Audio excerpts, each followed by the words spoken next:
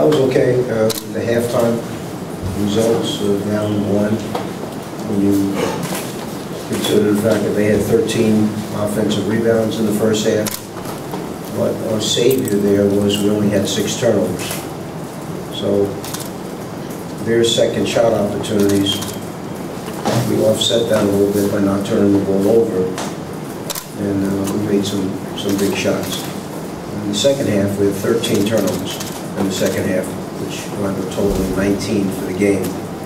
We got out rebounded 42-29, and we only shot 6 free throw attempts for an entire game of basketball.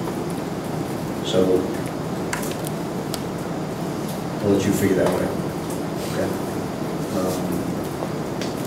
We need to be more aggressive.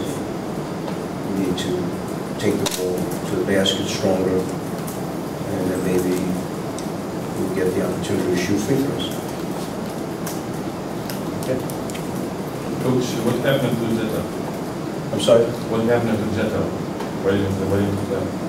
We've got to make some tough decisions in the end of who we're going to keep when it comes down to the final cuts. And if we don't play these guys against good competition, how are we going to know if they're, which one of them to keep? So I'm trying to give them a chance to go out and play in meaningful minutes against good teams, so we can look at it and say we should keep this guy instead of that guy. And that's part of it.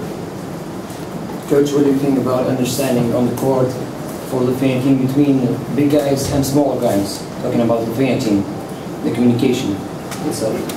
Okay, I'm not sure I understand the question. Can you help me again? Once again, what do you think about the communication on the court?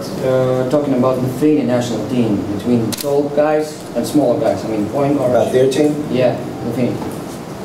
What's not to like about their team? Because in our country we have a point guard problem, and we're trying to find the second best point guard. So, what's your opinion on that? Well, if you saw our guards, you'd understand that it may not just be one team that's having that problem. It's nice to have a plethora of point guards, but everybody doesn't have that. So you have to sometimes create other ways of getting the ball up the court, getting the ball into your offense. I wish I could say I feel sorry for you, but I don't. I think somehow they'll manage it and work it out. Okay.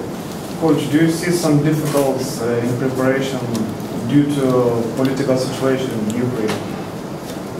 Well, we tried to put that behind us. We've only brought it up early on. We all came together in the beginning.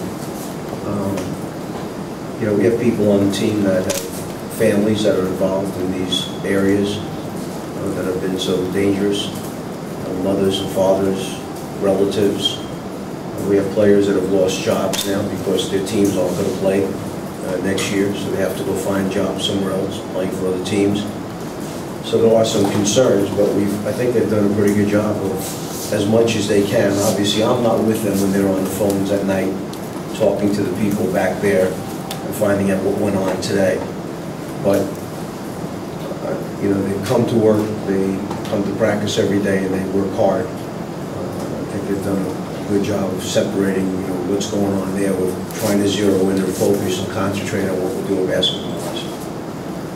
But I really do feel for them, because it has not, the last 10 or 11 months have not been easy for the country.